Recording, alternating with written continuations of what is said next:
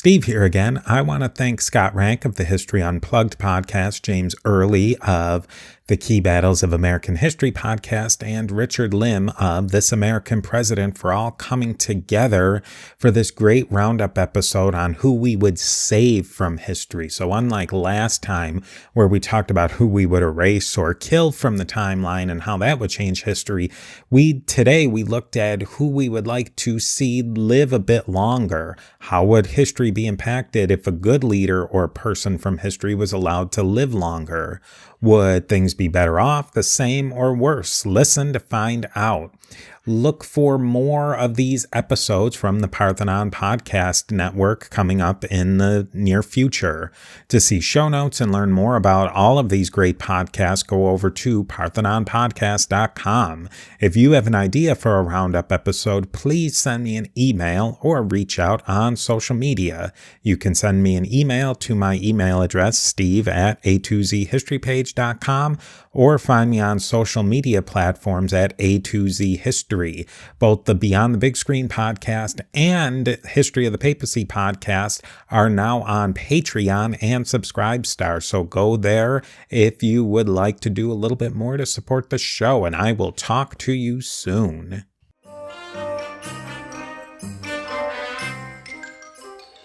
Hello, and welcome to another Parthenon Podcast Network Roundtable discussion.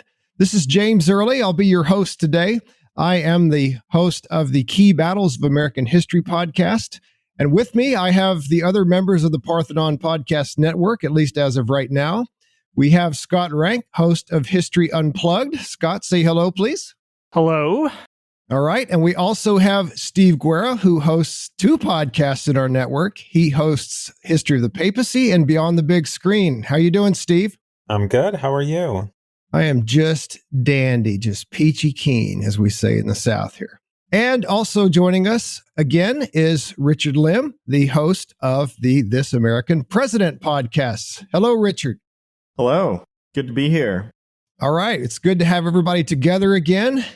Our listeners may have heard our previous effort at doing a roundtable discussion. It was about a month ago or so.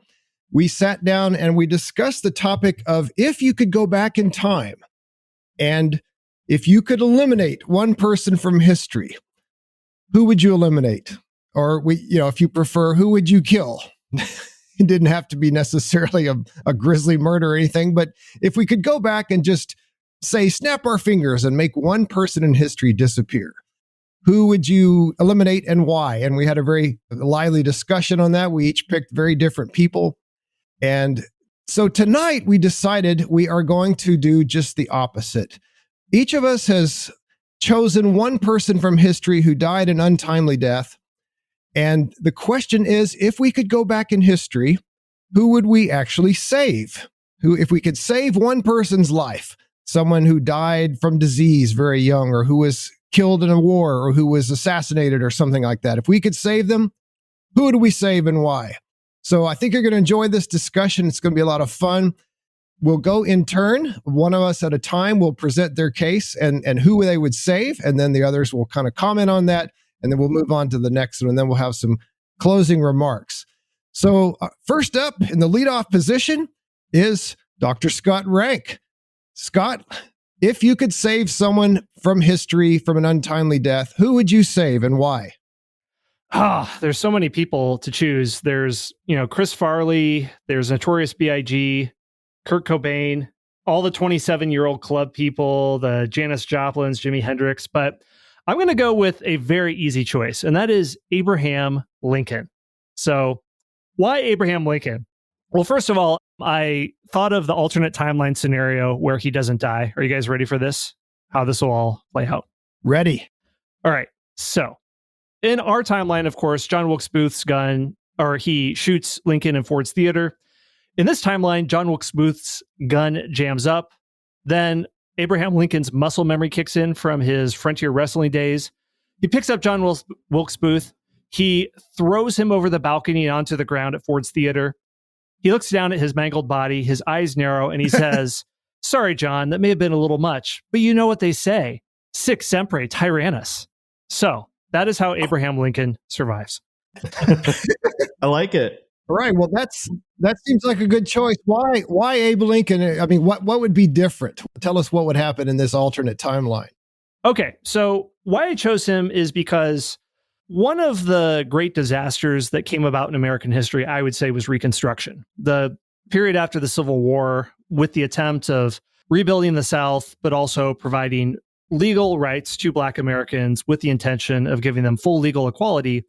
It was a complete disaster. What instead happened is there was sort of an iron curtain that fell on the South with the rise of the Ku Klux Klan, Jim Crow laws, miscegenation laws, and sort of a Cold War between North and South that wasn't resolved in one sense until the Civil Rights Act in the 1960s. And some would say there's still, a lot of latent effects. And I mean, you can point to all sorts of reasons why that happened, but I really see part of what it really damaged America's character. And this was a deep loss. And I think when we look at American history, we see our victories in the Revolutionary War, the Civil War, and World War II, and think that our national DNA is really forged from victories. But in many ways, I think you could say that this terrible tragedy also formed some of our character. And other nations understand that their losses form their character, like James. I mean, Serbians, it sounds like 1389 still looms large in their memory, if that's correct. Yep. Yes, absolutely. So what would it look like if Reconstruction had succeeded? If the South were rebuilt, if Black Americans were given full rights, if their partial voting rights were expanded to full rights? What if we had no miscegenation laws, no Jim Crow? I mean, what if the full cultural acceptance of non-white Americans happened as early as, say, in Europe, where Black Americans who went to Europe in World War I were surprised that they were, for the most part, treated equally? What if that happened in America? What if, the racial issues of America had been moved forward by 50 or 70 or 100 years? So if anyone could have made this work, and historians argue whether or not Reconstruction could have succeeded, I would say if anyone could do it, it'd be Abraham Lincoln.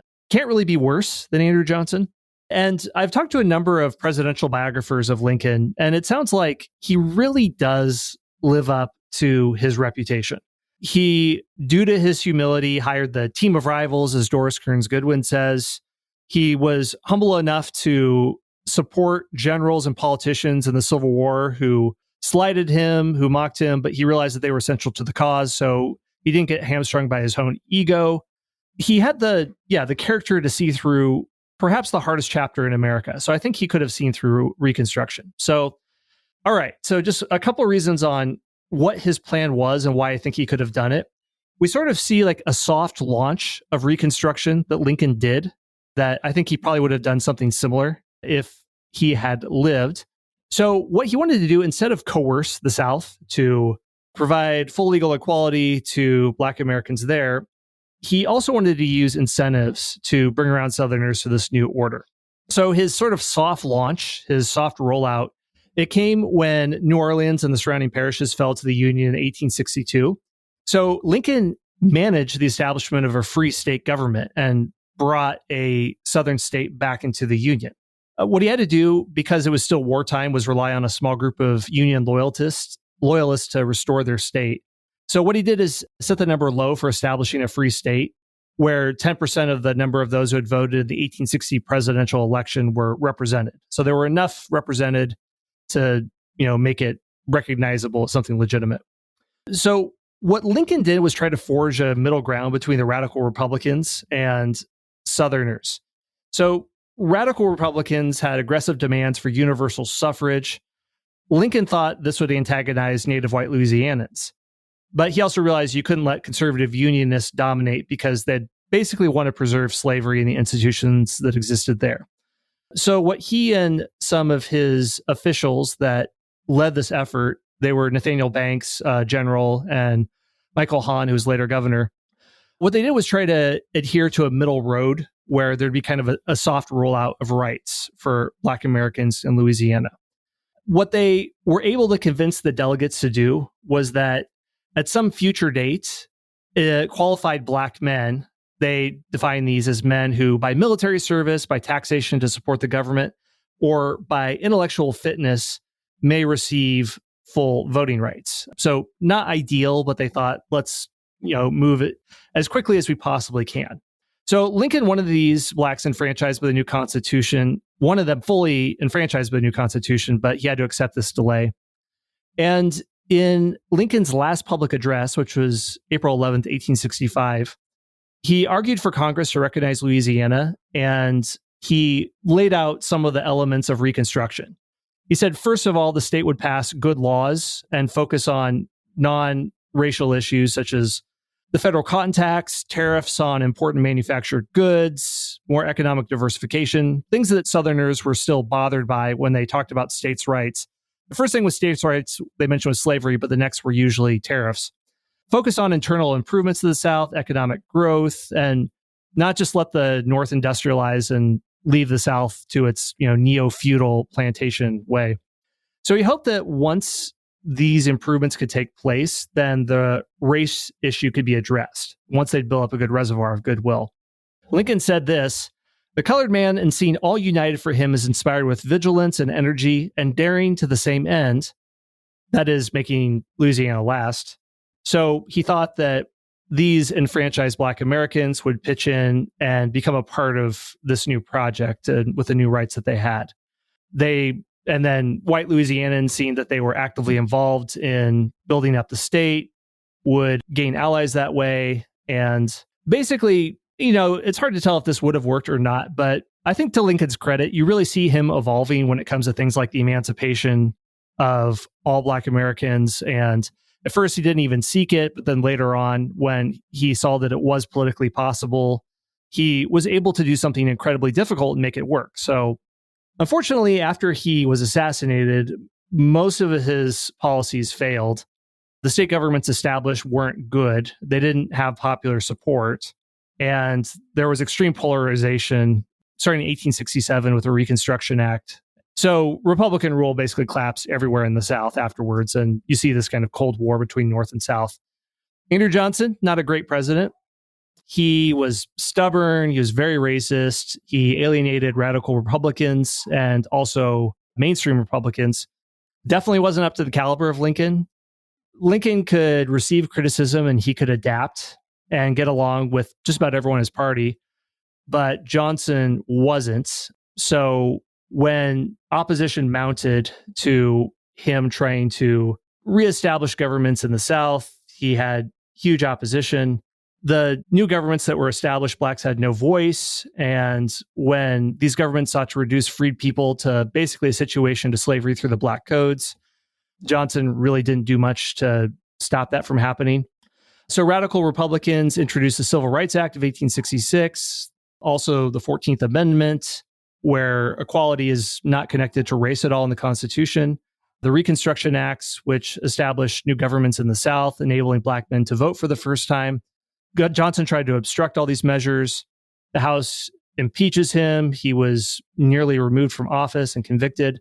I don't think Lincoln would have alienated his fellow Republicans as much. He was willing to work with all factions in his party. So he would have held the center better and it wouldn't have fallen apart. So again, I mean, this was Lincoln's hope that, well, we'll begin by a process of rebuilding the South, and then this will hopefully lead to the enfranchisement of Black Americans. Who knows if it would have worked? I think Lincoln probably would have come up with a different plan based on the realities on the ground, like he did with emancipation and fighting the Civil War.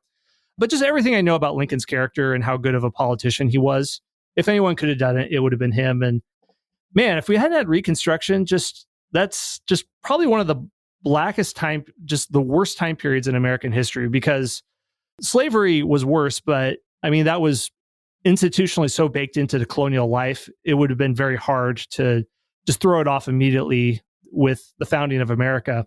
So you can argue how much America's on the hook for that, a lot or little. It's hard to say, but Reconstruction was all our doing. So avoiding that would have been very nice. So there we are. Lincoln survives in this time, in the alternate timeline. All right. Thanks, Scott. Pretty persuasive case. Steve, Richard, how would you react to that? What are your thoughts? Jump in, whoever wants to first. Well, I'm a huge Andrew Johnson fan. I just thought he is one of. Okay, no, I'm just kidding. So yeah, right. Well, one thing I was going to say. Well, you mentioned the whole thing about that we're on the hook. Basically, the disaster of Reconstruction is fully America's fault. I would like to clarify that or I would like to make the point that I think that it was the fault of those in the South that wanted to maintain the pre-Civil War society. And yes, at that point, many people didn't have the courage, many presidents, especially after that, didn't have the courage to address the Jim Crow laws and all that kind of stuff. But I think that it was very difficult practically to address it by then. So I just like to point out that I think certain parts of the country are more at fault than others for that, for what happened during Reconstruction. Yeah, makes sense. Yeah. I mean, I think when you look at what Grant did a lot of things he essentially destroyed the KKK, at least that first iteration of it, which I think he should get a lot of credit for. But at any rate, yes, it is unfortunate. And I mean, it's really hard to argue. I think it does ultimately come down to, okay, you have Lincoln, who had much more noble intentions towards the newly freed African Americans, the 4 million that were there, and had infinitely better political skills. So it's hard to argue that he would have been anywhere near as bad as Johnson on that issue. Steve, you're a huge Lincoln fan. What do you think? I think it's a really tough call because you don't know.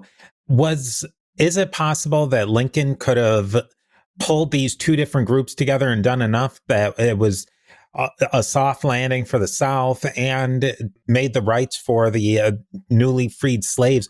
Or was he so spent after the Civil War that everything still goes badly? And then we have an Abraham Lincoln with a tarnished reputation after he would have been out of office by 1869? 69. And say he has a disastrous second term with Reconstruction. Then we remember Abraham Lincoln as a terrible president instead of the president who won the war and then he's the national martyr. I think it could really easily go either way. So you think he went out on top, huh? Kind of, yeah. Well, I'll put in my 2 cents. I've studied Lincoln a ton. Not that I'm an expert by any stretch of the imagination, but I mostly agree with Scott. I think the thing about it is Lincoln was not a radical. Scott did mention that. Lincoln famously said one time that he didn't want to enforce any radical social change on the South. He thought blacks and whites should just kind of live their way into a good relationship with each other. In other words, just kind of let things happen, and gradually blacks and whites will learn to live in harmony. He had no idea that was going to take 100 years or even more in some cases. But having said that, as the war progressed, Lincoln did move in a more radical direction. My personal thought is that things would have been much better for African Americans under a second term of Lincoln than they would have been under Johnson. But in the long run, I don't think things would have turned out all that differently, because the thing about it is even a master politician like Lincoln was not a magician, and he could not wave a magic wand and make the white Southerners, the former Confederates, he could not make them have kind hearts towards African Americans. And so I think you would have eventually still had the process that they called redemption, or the Redeemers would have still taken power of the Southern states and would have still introduced Jim Crow laws and all the other horrible discriminatory things that they did. I don't think Lincoln could have stopped that. Lincoln wasn't able to change hearts. That's my thought anyway. Yeah, I think we see a little bit of how that all played out during Grant's presidency, because under Grant, you still have this desire for peace and this desire for unity. The KKK rises, Grant squashes it with military action. And then from there, at that point, the South basically was in a pseudo rebellion, and maybe not the formal rebellion previously, but Grant still gets credit for, and he's been getting more credit lately, because for a long time he's just been dismissed as just a bad president. Now people are saying, oh, well, look, he squashed the KKK and whatnot. And so I think he gets credit for that. He doesn't get complete blame for everything that happened under Reconstruction, with the exception of maybe a few times where he could have sent troops at the end of his term to pacify things. So I think it's possible that Lincoln does the best he can. And even if the situation deteriorates, historians later on still say, well, given this difficult circumstance, he did do the best he can. But his reputation would probably be a little bit more controversial than it is, just because of whatever he had to navigate afterwards. Yeah, that's a good point. Any other thoughts on Lincoln? What if he had lived, how different things might have been? Anybody else? No one would know. Well, John Wilkes Booth, I guess, maybe he doesn't get killed in a barn, and no one knows the play American Cousin, Our American Cousin. Yeah. I've always thought of John Wilkes Booth as the real life Derek Zoolander. He was ridiculously good looking, and due to his celebrity, he was able to get into exclusive clubs. So, and he's explicitly mentioned in the movie Zoolander. The sad thing is, I was talking to a guest one time about John Wilkes Booth, and he was saying all these things, and I referenced Zoolander, and the guy had no idea what that movie was. So that was one of the most disappointing times of my adult life. That is sad. I'm going to throw in one more thing, if y'all don't mind. One other thing to consider is that Lincoln was so universally hated throughout the South. I really believe that had the John Wilkes Booth assassination attempt failed, I think somebody else would have got him. Lincoln was famously cavalier about security. I mean, and this was fairly common among all presidents during this 19th century. They felt like it was undemocratic to have a bunch of bodyguards around them and it made them look like a king or a dictator or something like that. They wanted to be men of the people. So they wanted to be able to just freely mingle among the people, shake hands, tell jokes, things like that, which after 3 assassinations, about every 20 years, you're going to have an assassination. The country finally decided, I think we need to protect our presidents. So anyway, that's my thing. I think Lincoln would have been assassinated by somebody else if Booth had. But when Scott decided on Lincoln, it was like an impenetrable aura of protection surrounds Lincoln for the rest of his life. Yes. He has a protection spell. Right. Yeah. So Nathan Bedford Forrest tries to shoot at him. The bullet comes right back, kills him. Okay. So no second assassinations allowed is what you're saying. No. Come on. We're playing God here. That's true. Yeah. We wouldn't be a very good God if you let him get killed a second time. Exactly. And now a word from our sponsors. All right, so let's move on to our next person. Steve Guerra, you are up. If you could go back in time, who would you save from an untimely death and why? I'm going to go with the General Stilicho. He was a half Goth, half Roman general in the late 4th century, early 5th centuries in Rome. He was born in the 350s, more or less, in modern day Bulgaria. He had a Vandal father and a Roman mother. Now, this was a really, really rough time for the Roman Empire. There's all sorts of external pressures with migrations north of their borders. There's internal struggles. The empire had been split into 2 by this point. The Theodosius, who had brought the Roman Empire together after several disastrous emperors, then it gets split again between his 2 sons, Honorius and Arcadius. Now, there's a couple of little bits of context and background that might help understand Stilicho a little bit better. There was something there was a bunch of wars called the Gothic Wars, and there was one in the late 300s where the Goths were outside of the Roman border, and they were under pressure from some really bad guys further east of them, the Huns. So the Germanic groups are getting pushed against the Roman border. Now, they wanted help from the Romans to let them in so that they weren't going to get attacked from behind by the Huns. The Romans let some of the Goths in. They forced some to go into the army, and then they treated other groups just terribly. They put them into slavery. They forced parents to sell their children into slavery for dog meat. And it's from what I've read, not even high quality dog meat either. After the Battle of Adrianople in 378, the Goths destroyed the Roman army, and they just had complete free reign in the empire. And Theodosius I, he took charge. He united the Eastern and the Western Empire, beat up on the Goths all over the place. But then Theodosius, he had these 2 sons, Honorius and Arcadius, who were royal screw-ups. And so they split the empire into the 2. Stilicho rose up through the ranks, and he became a major general under Honorius in the West. The Goths continued their rampaging ways, alternating between the East and the West, and they set up a kingdom more or less in the middle in Illyricum, which is in the Balkan Peninsula. a Gothic king named Alaric, he just kept making a major mess of things for both sides.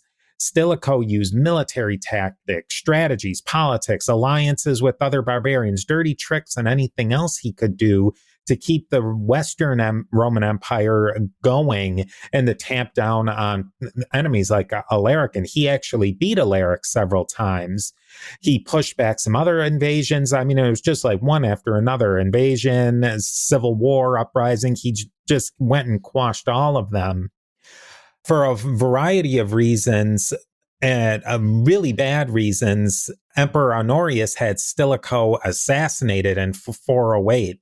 And so I kind of imagine that when Honorius was going to have Stilicho killed, Stilicho caught word of it, and then he just assassinated Honorius, which there's plenty of precedent for that. And then maybe Stilicho became emperor, maybe he put his kid as the titular emperor, and he still ran the show. Now, one thing that would have happened, one thing that happened in the actual timeline is that with no Stilicho around, Alaric the Goth sacked Rome in 410, and that was the first sacking of Rome since the Celts had done it hundreds and hundreds of years ago during the early Republic. So really, some of the outcomes of Stilicho not being assassinated, I kind of went on a spectrum here. I was having a hard time deciding because things would have still probably been pretty bad, but I think Alaric would have been soundly defeated in the West, and he would have turned his eyes to the weaker East and just completely rampaged over there. There would have been no massacre of the Goths by Honorius, so I think slowly the Gothic and the Roman armies would have melded together and their societies would have started to meld together. Stilicho would have been able to shore up a lot of the defenses, and he would have maybe even been able to reestablish Roman military and government control in Britain. So you might not have had any Anglo-Saxon takeover. He probably would have still settled the Vandals in the Alans in Spain. So they would have set up a federated client kingdom there. But so then you don't get any Vandal destruction of Roman North Africa. And I think that this is kind of, maybe I go a little too far in my wonders of what Stilicho does, but I think no destruction of the Roman North Africa would have been that Augustine of Hippo would have been like really much more chill after that. And maybe he wouldn't have even wrote some of his heavier books like The City of God, leading to no Protestant Reformation. And then I think just after that, you would have seen a much stronger Western Europe and a much weaker Eastern Europe, but you still maybe would have not seen an Islamic conquest of North Africa, no Islamic conquest of Spain. So I think saving someone like Stilicho could have changed a lot of history. And that's my case for Stilicho. Well, all right. So, Scott, Richard, you want to jump in? What are your thoughts? What's your reaction? That's fascinating. I mean, I honestly don't know much about that time in history, but I mean, losing the City of God would have been a big blow for a lot of people.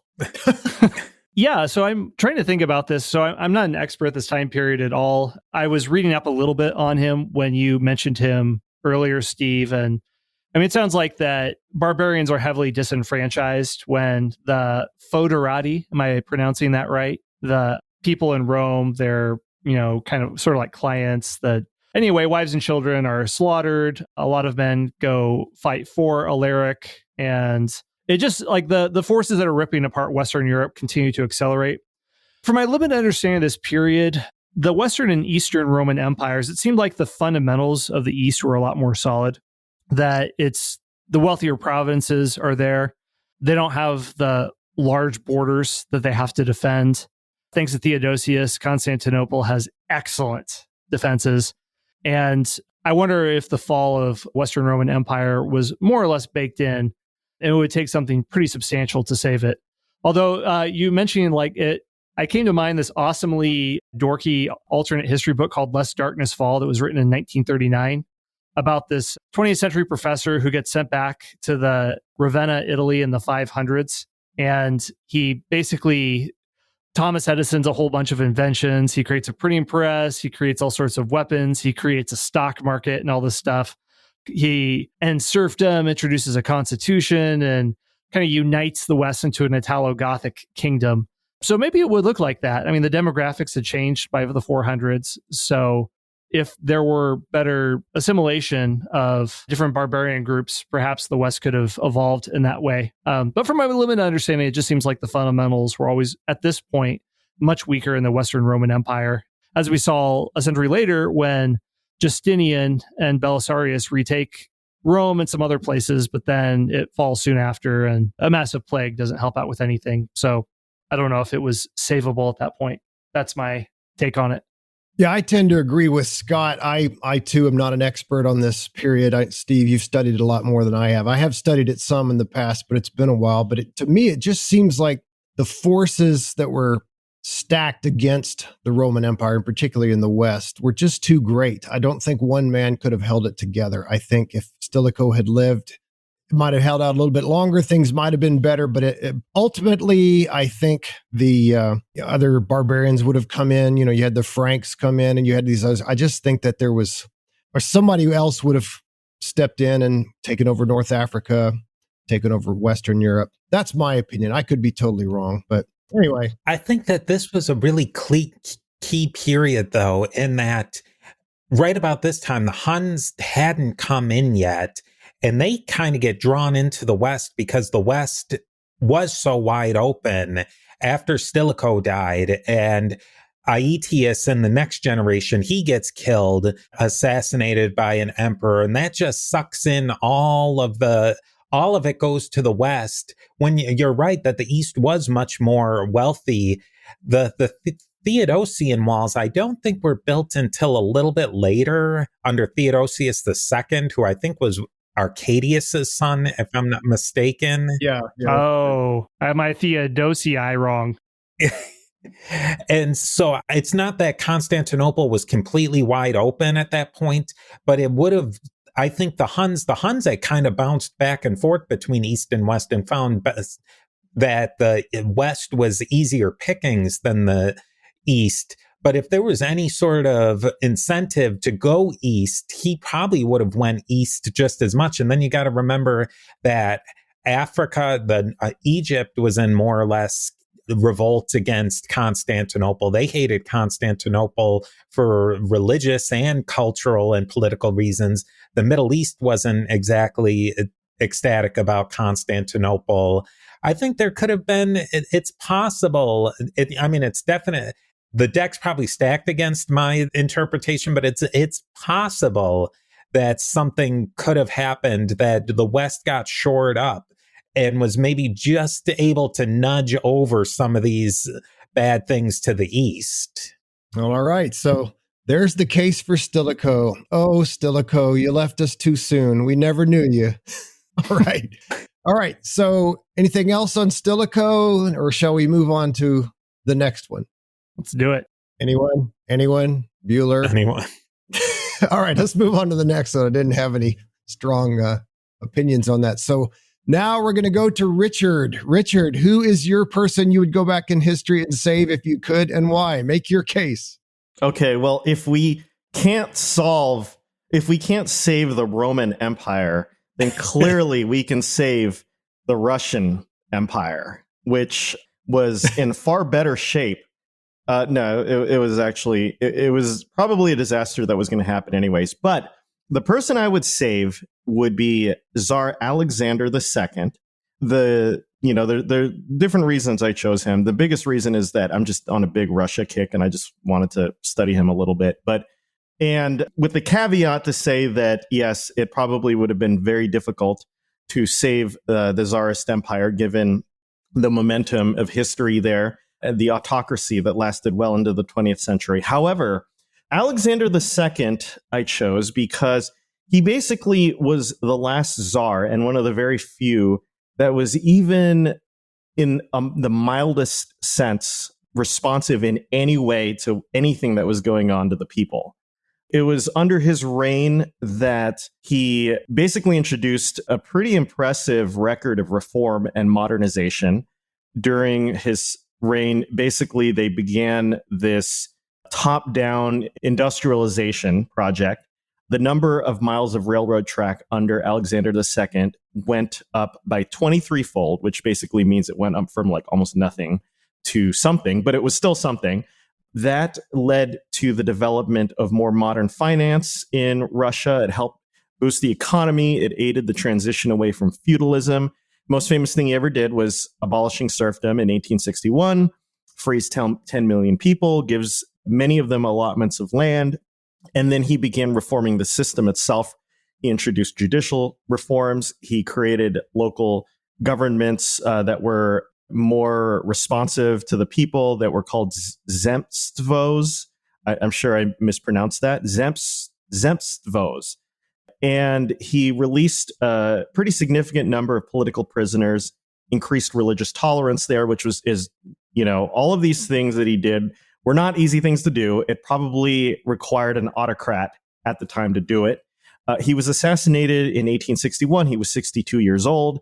And literally the day that he was killed, he had approved reforms that would have given commoners even a little bit of a voice in legislative bodies. You have commoners being invited across legislative bodies in Russia, I'm assuming at the local, provincial levels, and they would even just have a presence there. It doesn't mean that they would have had representation, but they were there. They would be allowed to go there.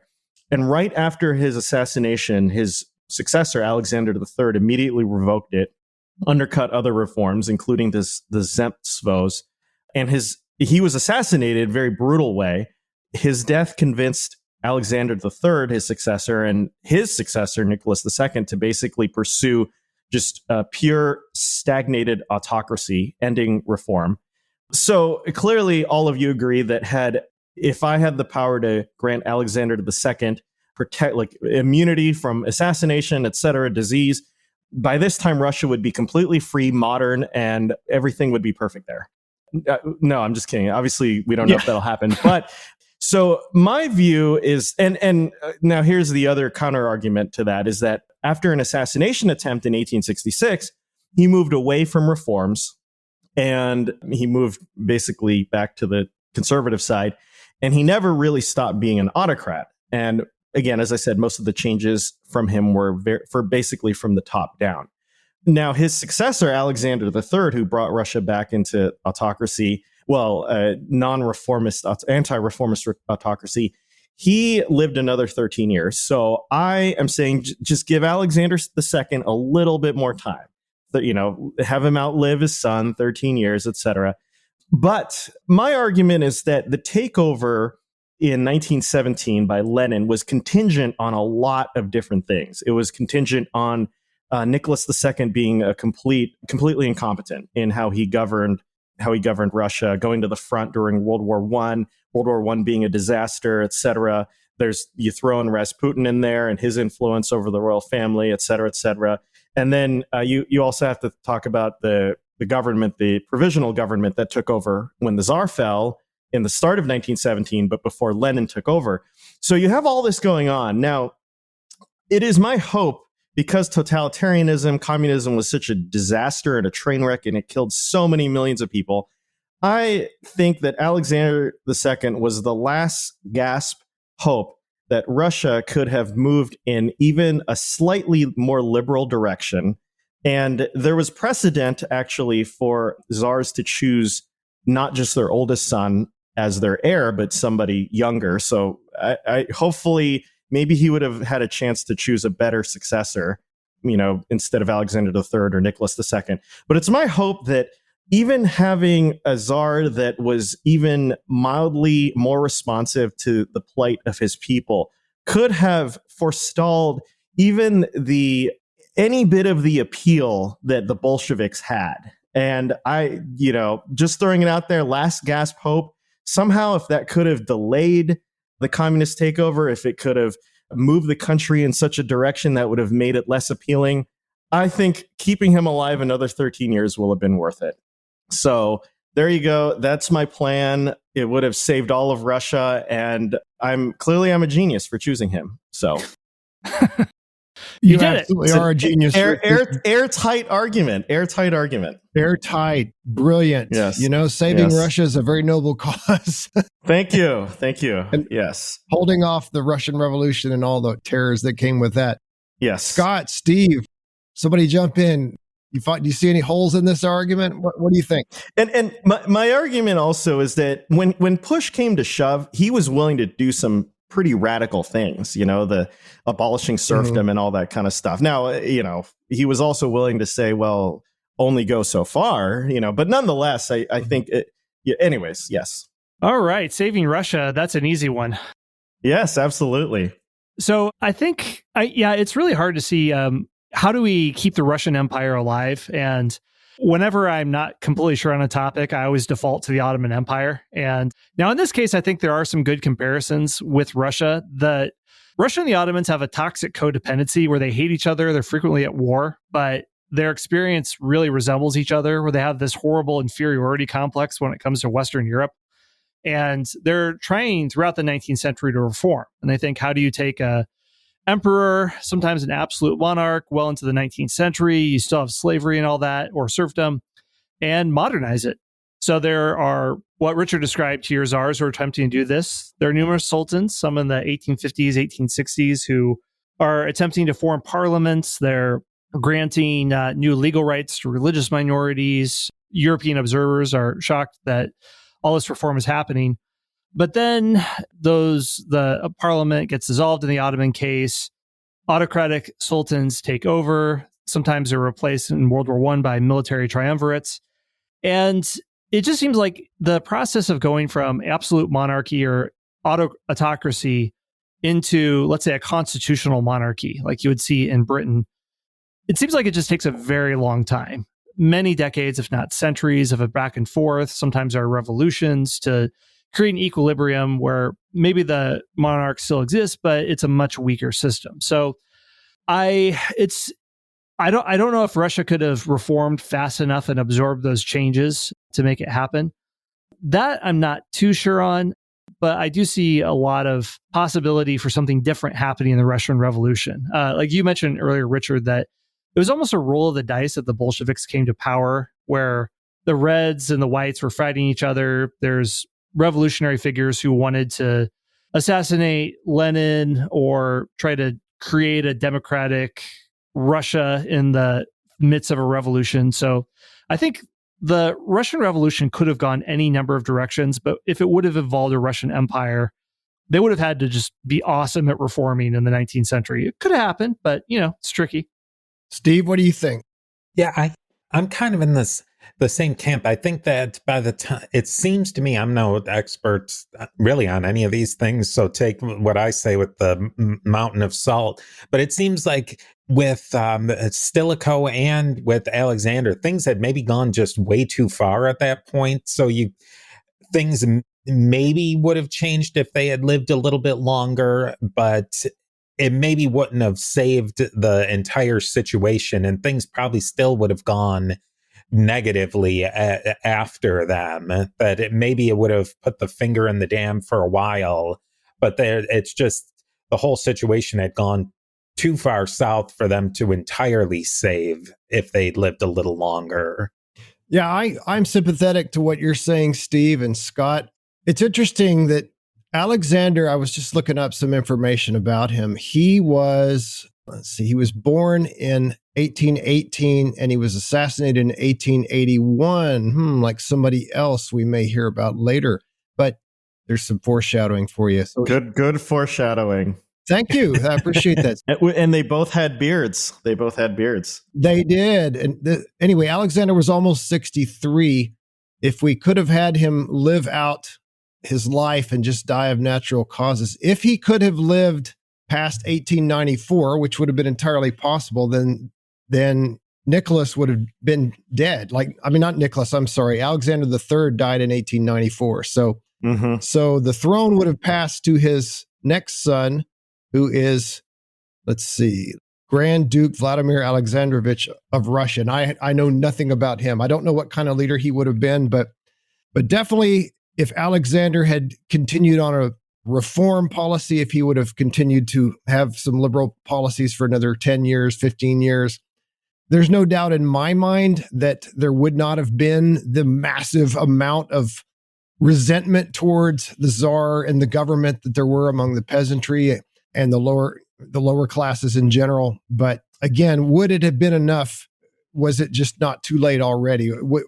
Who knows? It's hard to tell. Maybe the revolution would not have happened at all. Maybe you would have had a gradual transition to a parliamentary monarchy like you have in Great Britain. Or maybe there would have been a revolution, but maybe it would have been a less radical situation. Maybe the first revolution would have brought about some form of democracy. I just don't know. I kind of think that the same kind of thing would have happened if Alexander had not been assassinated than if Lincoln had not been assassinated. I think things would have been better for a while than they actually turned out to be in the real timeline, but I don't know that things would have been as good as we hoped they would have been. Does that make sense? They would have been much, much better. No, I don't know. Those are all excellent arguments. Yeah. I think I'm content here to be trying to throw a pebble in the wheel of communism that is turning and about to take over in 1917, hoping that it'll stop. It'll do something. At least be an annoyance to Lenin. Yeah. Just to make Lenin mad and irritate him and set him back. That's a noble cause, definitely. Exactly. Someone should have assassinated Lenin. They tried, right? Ooh. Someone tried. And and eventually it kind of worked. It was a slow assassination. She shot him in the face, I think, right? Didn't somebody? I mean, I suppose I should say, maybe more specifically, that sounds a little bit ghoulish that, I'm calling for someone's death. Maybe I should rephrase that as, in our discussion of who we would, cleanly eliminate from history with our Infinity Gauntlet, one of us should have snapped our fingers for Lenin. Whose influence you would stop. Yes. Yes. We can't do one of these without killing someone. Yeah, we're trying to save life, not take it. But here we're just a bunch of bloodthirsty guys, I guess. I don't know. And now, a word from our sponsors. Well, all right. So let's move on now. It's my turn. I tell you what, I had a hard time. I'm sure all of y'all did. We talked about this a little through email and other sources, other means of communication before we sat down to record. But there's so many good ones you could pick. My heart wanted to say John Lennon because, oh man, just think of the music that he might have produced. John Lennon, if you know much about John Lennon's life, he had a very rough upbringing and he had a lot of demons he struggled with all throughout the 60s and the 70s. But by the early 80s, he had kind of gotten his act together. He seemed very happy. He seemed well adjusted. His marriage had been on the rocks, but now it had recovered.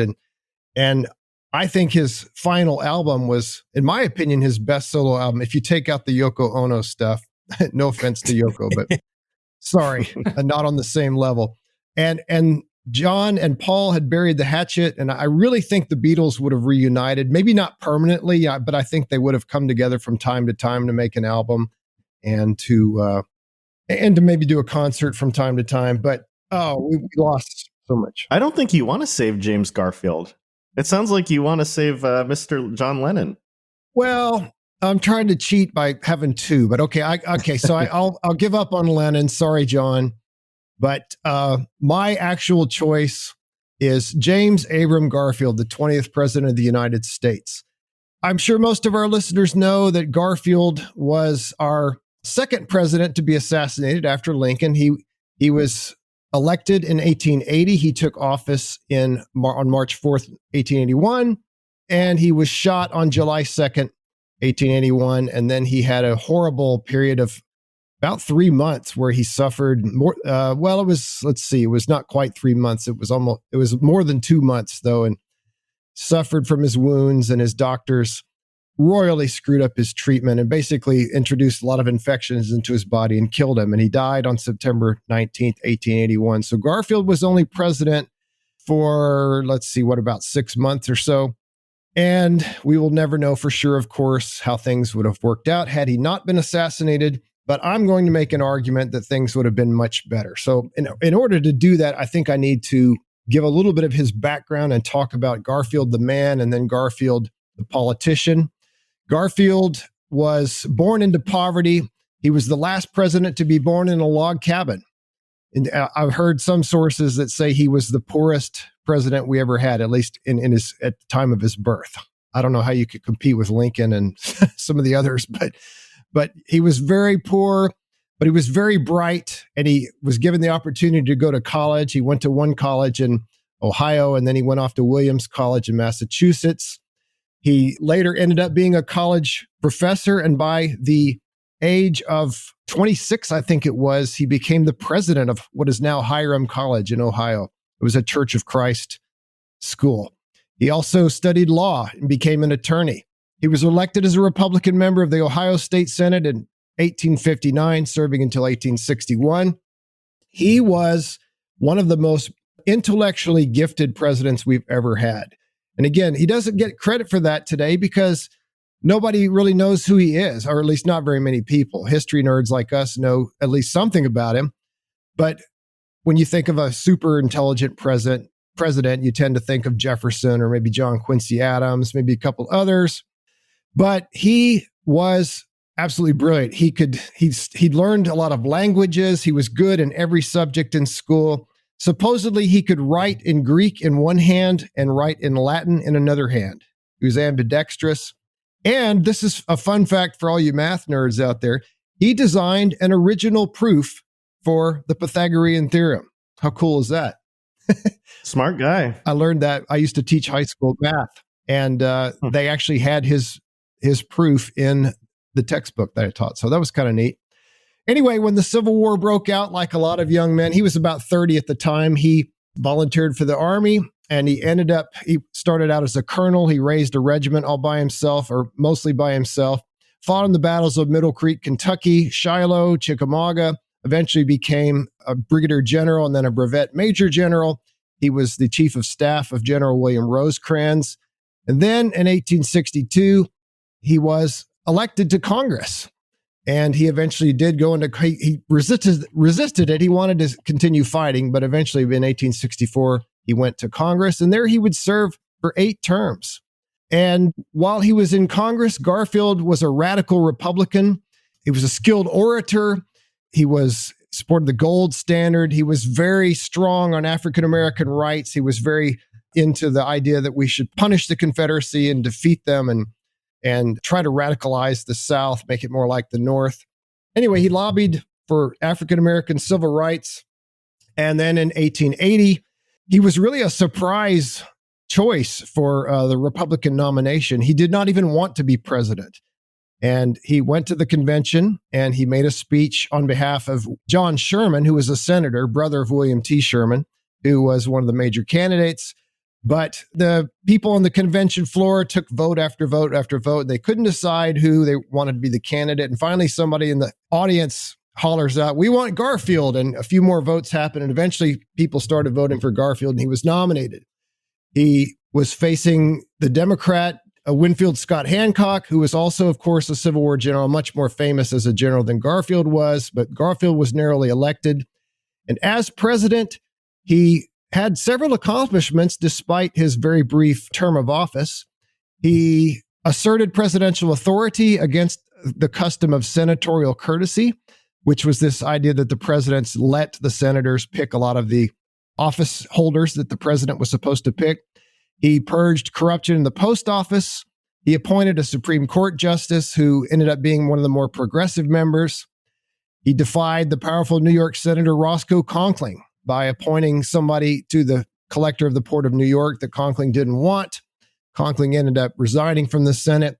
He advocated agricultural technology, an educated electorate, and, as I said, civil rights for African Americans. He also lobbied for civil service reform. Our listeners probably know that for a long time, at this time, in 1880, 1881, there was a long established tradition called the spoils system, whereby if you become president, you fire a lot of the people that are holding current offices, the current office holders, and then you replace them with your cronies. Whether or not they could do the job didn't matter. Just somebody who was loyal to you, maybe a family member. But Garfield said, no, we need to have people that actually know how to do the jobs.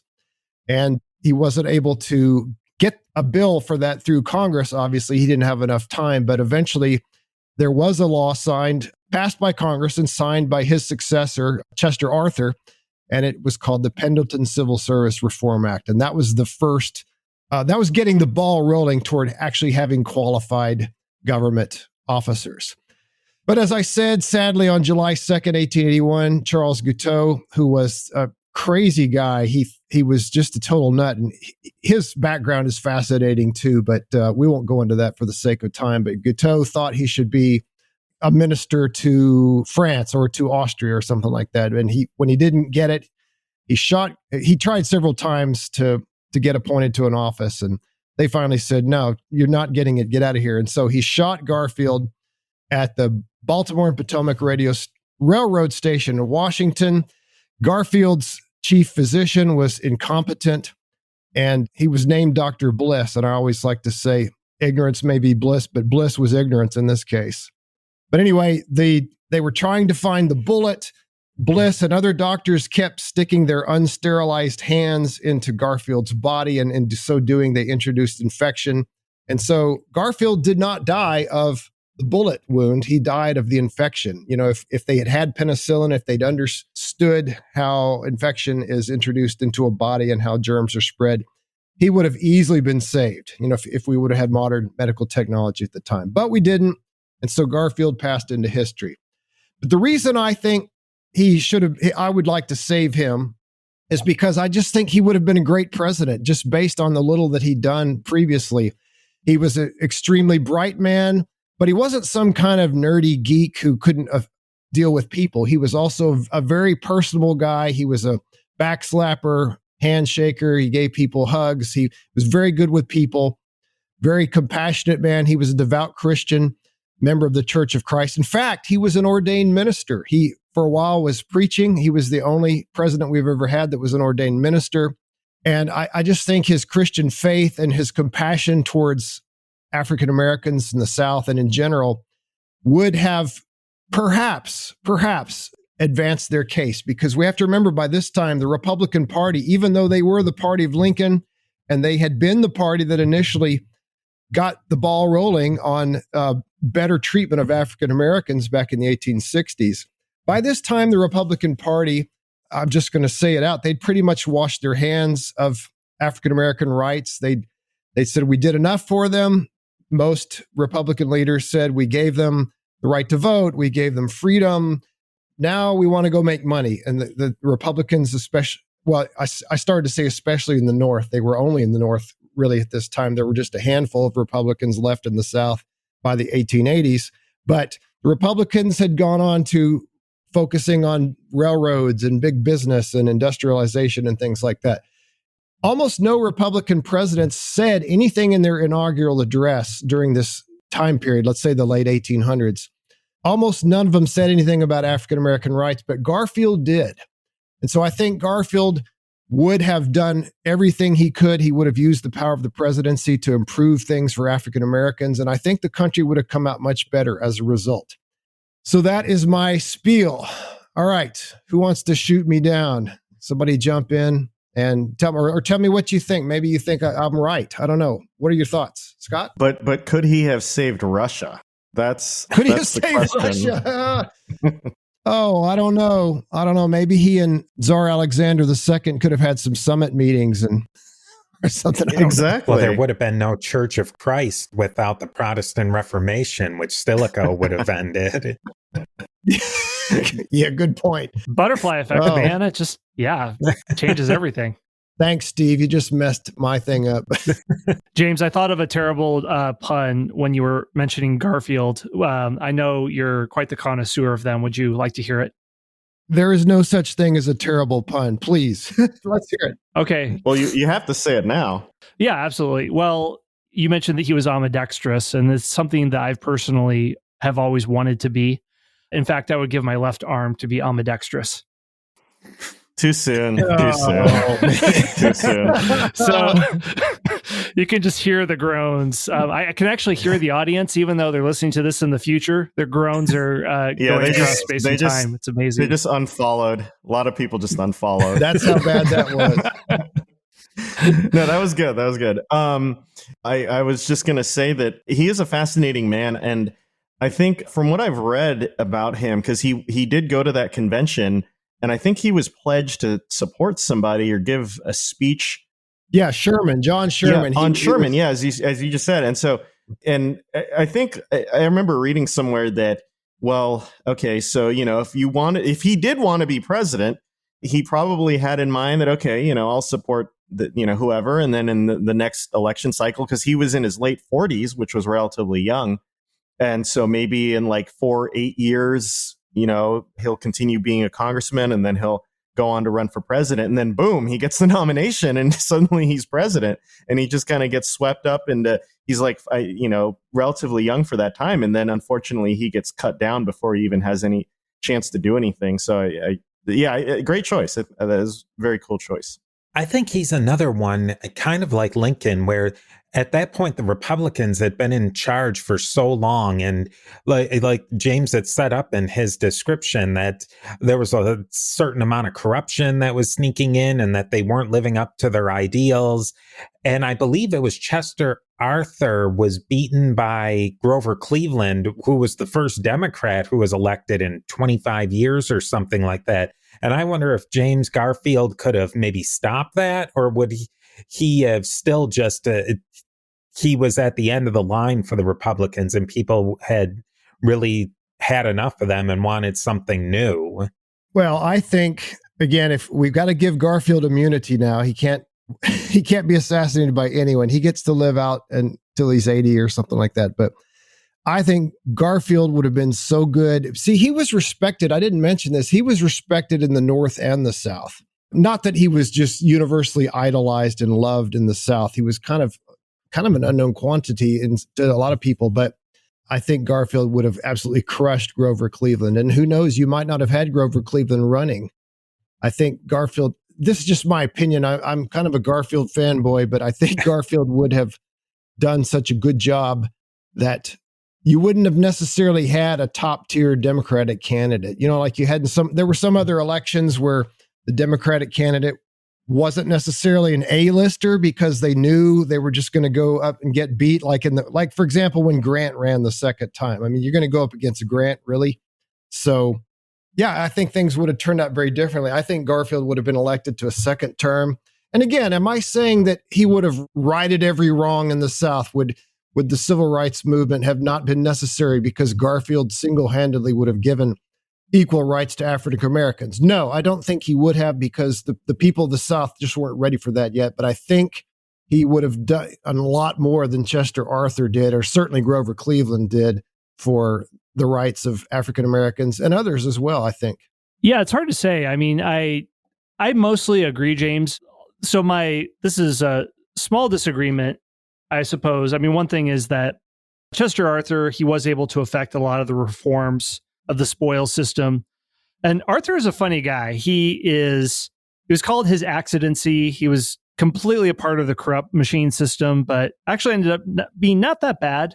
I like to think of him as a good, solid, mediocre president. He's also one of those guys who falls into office and seems to rise to the occasion, kind of like Harry Truman. But yeah, overall, I mean, from what I can see that Garfield was trying to do, I mean, you mentioned civil rights, and one of the main ways he wanted to do this was by promoting universal education.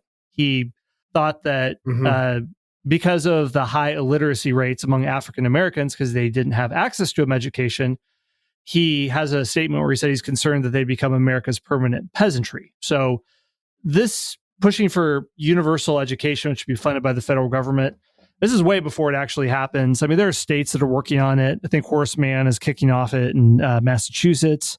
But in terms of federal compulsory education, where all 50 states are lined up to do it, that happens much later in the game. And that would have had effects, not just for civil rights, but for a lot of people as well who are marginalized from opportunities in America due to illiteracy. So, yeah, I think overall it's too bad he was cut down when he was.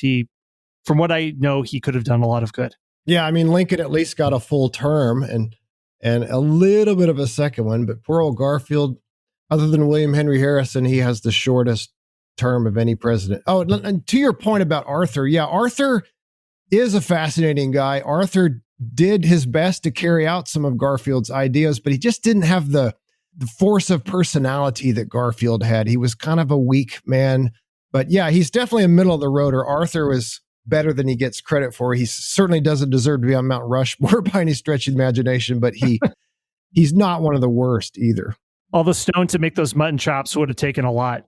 Oh, no kidding. That's true. Well, I was going to say that Garfield, I mean, whether or not he could have stemmed the tide of Jim Crow and all that kind of stuff, I mean, it would have been very difficult to do. But I think that he would have remained a moral spokesperson on the issue of African American rights from the moral perspective. And I think that would have counted for something, because once you go from Hayes on, the issue was basically, okay, as I think Scott, or it might have been, I forgot who said, but basically it was the idea that, okay, the Republican Party is going to wash their hands of this. And pretty much from Hayes on, that's what happened. But Garfield could have been the one president that could have kept saying that, no, this is a moral issue that we do have to deal with. Yeah, I think he would have said, we need to, and he wanted to pick up the mantle of Lincoln again, and not just be the party for people that want to make a lot of money. Right? Yeah, and I think things like that do matter historically. Does that mean he could have solved the issue? Well, might have been beyond his capability or anyone's capability to do. But historically, things like that do matter in someone's legacy.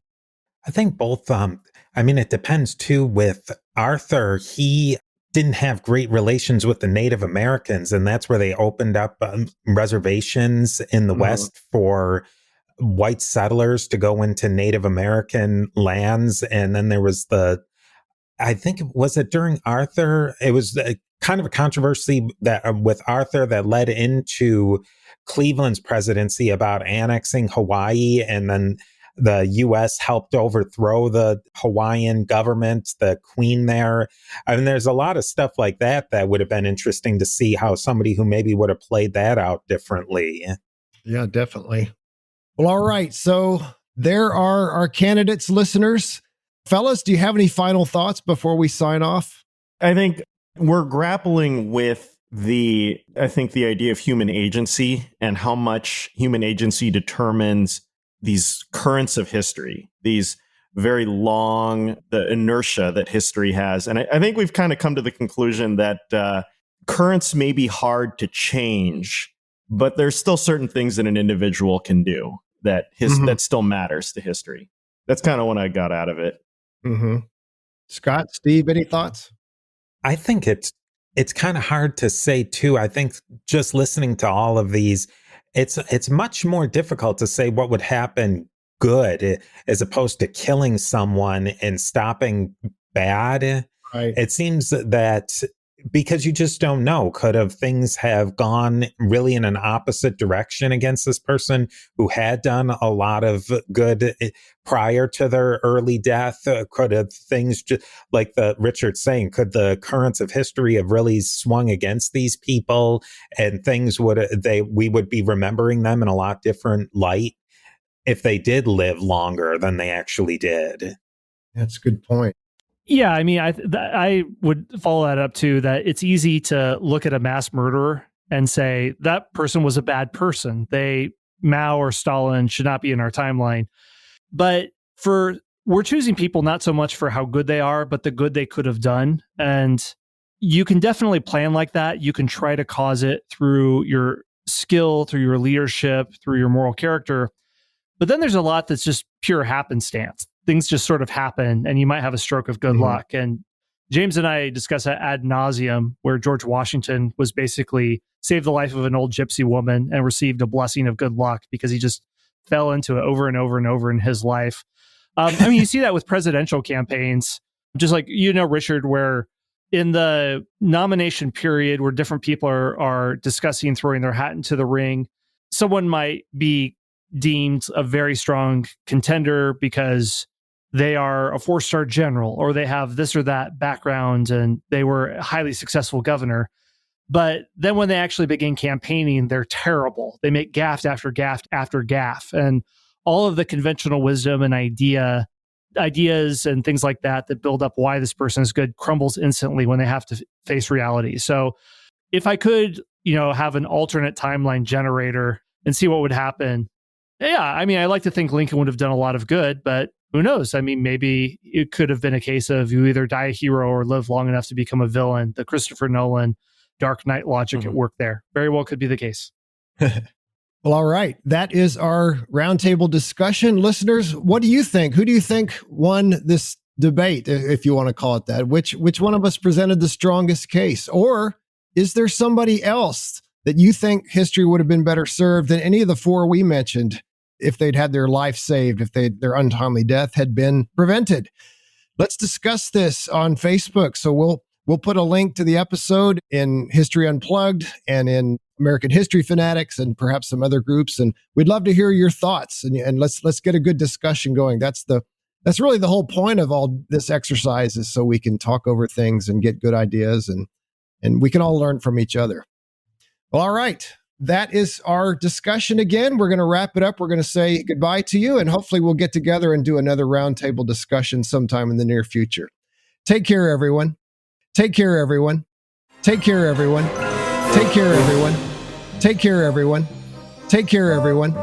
Take care, everyone. Take care, everyone.